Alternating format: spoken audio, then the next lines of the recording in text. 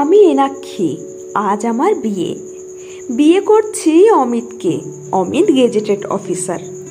বনেদি পরিবার ওদের, বলতে গেলে বেশ অবস্থাপন্ন ঘর। অমিতের বাবা মা দুজনেই চাকরি করতেন, বর্তমানে দুজনেই রিটায়ার্ড পার্সন। কলকাতায় নিজস্ব বাড়ি হলেও গ্রামের বাড়ি বর্ধমানে। ওখানে ওদের প্রচুর সম্পত্তি, জমি জায়গাও কম নয়। শুনেছি এককালে ওরা নাকি জমিদার ছিল। আমি বিয়েটা করছি সম্পূর্ণ নিজের ইচ্ছেতেই। আমার বাবা মা কখনোই আমার বিরুদ্ধে যায়নি। আমার ইচ্ছেকেই বরাবর সম্মান জানিয়েছে ওরা। বাবা সবসময় বলে আমাদের এনাক্ষী কোনো ভুল কাজ করার মতো মেয়েই নয়। অমিতের বাড়ি থেকে আমাদের বাড়ির দূরত্বটা এ পাড়া আর ও পাড়া, হেঁটে গেলে 5 মিনিট। কয়েকটা বাড়ির পর একটা বড় খেলার মাঠ। খেলার মাঠটা ছাড়িয়ে গিয়ে রাস্তার উপর ডান দিকের দোতলা বাড়িটাই অমিতদের। দুই বাড়ির দূরত্ব এত কাছাকাছি হওয়া সত্ত্বেও বিয়েটা আমার দেখাশোনা করেই। কিন্তু সে কথা কেউই বিশ্বাস করতেই চায় না। বিশ্বাস না করাটাই হয়তো স্বাভাবিক। আমাদেরই প্রতিবেশী কাকিমা আমার বিয়ের কদিন আগেই আমার মাকে বলেই ফেললো, শুনছি মেয়ের নাকি বিয়ে, বেশ বড় লোক দেখেই তো তোমার মেয়ে পছন্দ করেছে। আমার মা এমন কথার উত্তর দেয়নি। সত্যিটা বোঝানোর দায় আমার মায়ের নয়। বোঝাতে গেলে বুঝবে তো নাই, উল্টে অন্য মানে করবে। আমার খুব কাছেরই একজন বন্ধু দেখলাম, সেও আমাকে বলল, তোর মতো সুন্দরী একটা মেয়ে ওই রকম একটা ছেলেকে বিয়ে করতে রাজি হয়ে গেলি, কি ব্যাপার বলতো? যতই টাকা পয়সা থাক, জীবনে টাকাটাই সব নয়। ওর থেকে সৌরভ দা ঢের গুণে ভালো ছিল।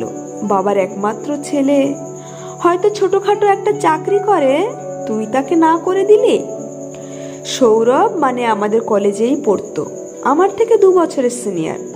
ফার্স্ট ইয়ারে যখন পড়তাম তখন আমাকে প্রপোজ করেছিল। আমি রাজি হইনি। প্রেম করে বিয়ে করব এমন ভাবনা কোনো কালেই আমার ছিল না। জানি না কেন প্রেমের উপর ভরসা করতে পারতাম না। সব মানুষ যদিও সমান হয় না, তবুও একটা ভয় কাজ করত। সে যাই হোক, সকালে দধিমঙ্গলের অনুষ্ঠান হয়ে গেছে। বাড়িতে অনেক লোকজন, সানাই বাজছে সকাল থেকে।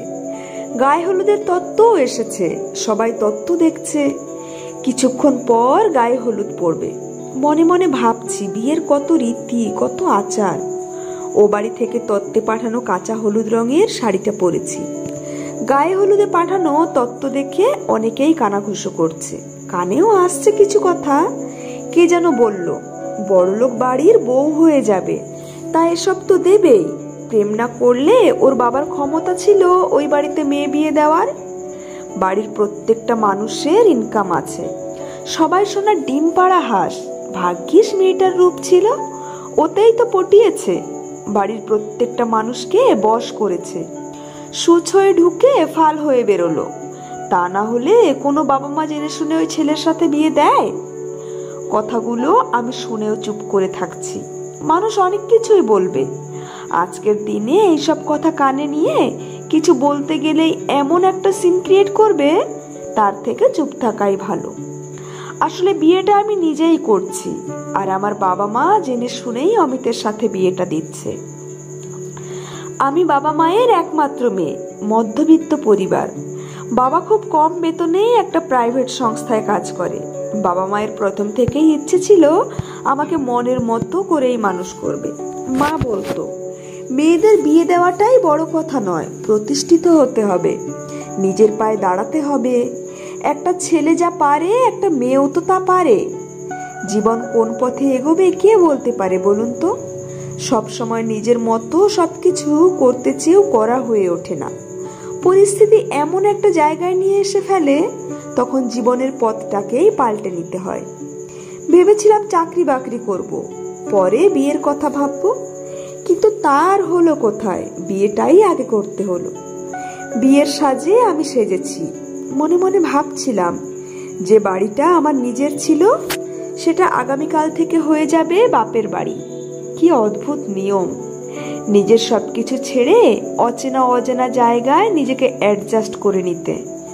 যে মানুষগুলো কেউ কখনোই ছিল না, তাদের নিজের ভাবতে হবে, ভগবান বোধহয় মেয়েদের মধ্যে আপন করার ক্ষমতা দিয়েই পৃথিবীতে পাঠান, তাই কত সহজেই পরকে আপন করে নিতে পারে মেয়েরা।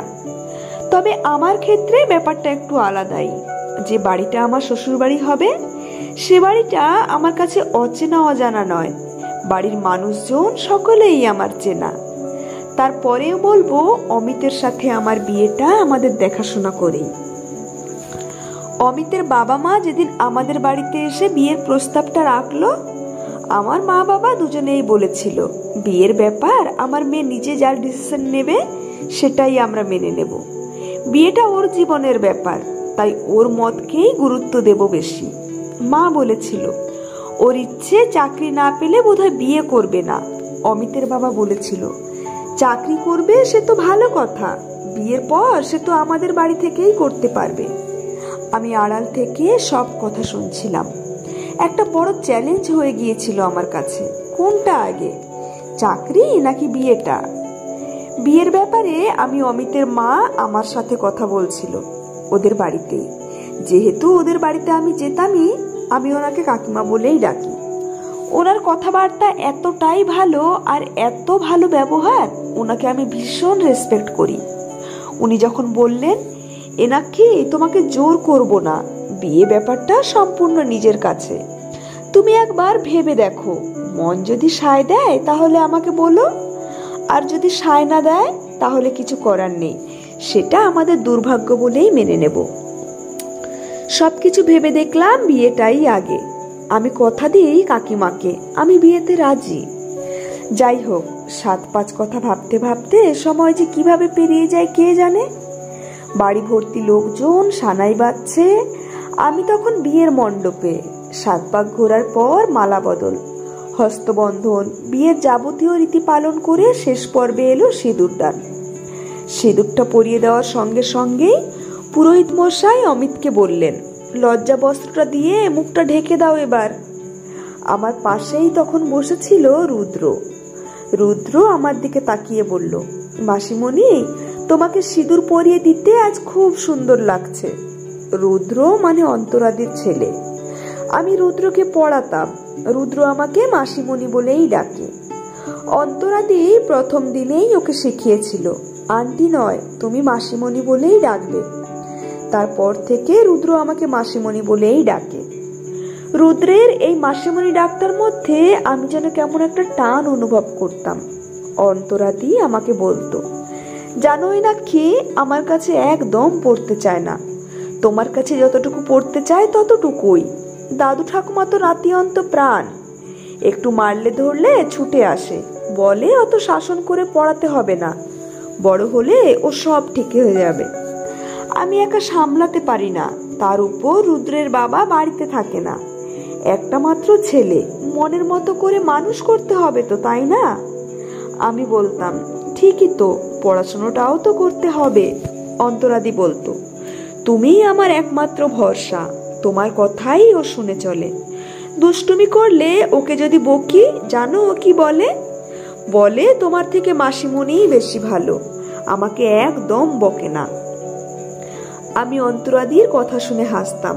একদিন অন্তরাদি বলল, আমার নিজের কোনো বোন নেই, বুঝলে না কি, তোমাকে দেখে নিজের বোন বলেই মনে হয়, তুমিই তো আমার নিজের দিদি হয়ে গেছো, মনের কত কথা শেয়ার করো, যেন দুই বোন আমরা।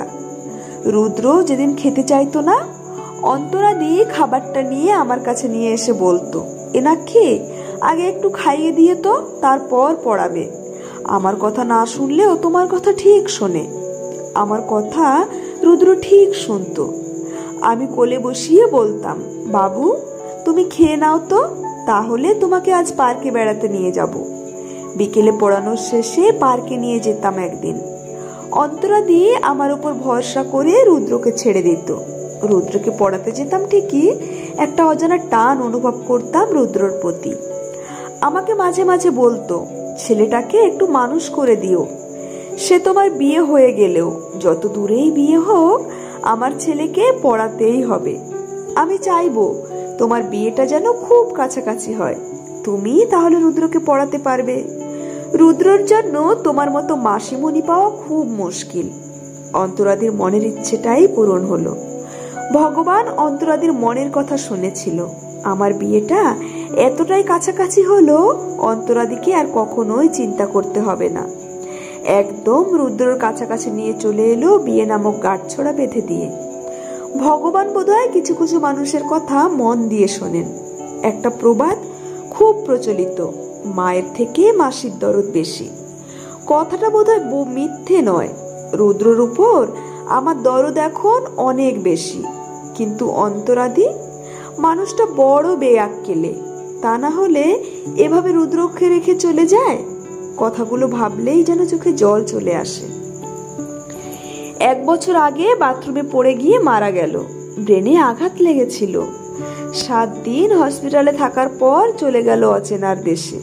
এভাবে কেউ ফাঁকি দিয়ে যেতে পারে বলে আমার ধারণা ছিল না। সে যাই হোক, সেসব কথা আজকের এই শুভ দিনে মনে করে লাভ নেই। বিয়ের পর্ব শেষ। রুদ্র তখন আমার কোলে, ঘাটটা উঁচু করে আমার দিকে তাকিয়ে জিজ্ঞেস করলো, মাসিমণি, এবার থেকে তুমি আমাদের বাড়িতে থাকবে তো? অমিত নিজের ছেলেকে তখন তাকিয়ে বলল, আর মাসিমণি নয়, আজ থেকে মা বলে ডাকবে। না, আমি মাসিমণি বলেই ডাকবো। মাসিমণি যদি মা বলে ডাকতে বলে তবেই মা বলবো। রুদ্রকে আদর করে বুকে জড়িয়ে নিয়ে বলি, আজ থেকে শুধু মা আর মা। মাসিমণি ডাকলেও আমি যে মা ডাকি শুনবো বাবা। রুদ্রকে আদর করতে করতে ভাবি, মা আর মাসি কি আলাদা হয়? কখন যে এক হয়ে গিয়েছে সেটা বুঝতেই পারিনি। মানুষ সব কিছু ঠিক করে রাখে। ভগবান বোধ হয় নতুন ঠিকানা গড়ে দেয়, নতুন ঠিকানায় মানুষ তাই নতুন করেই বেঁচে ওঠে আবার। কলমে সরজিৎ ঘোষ।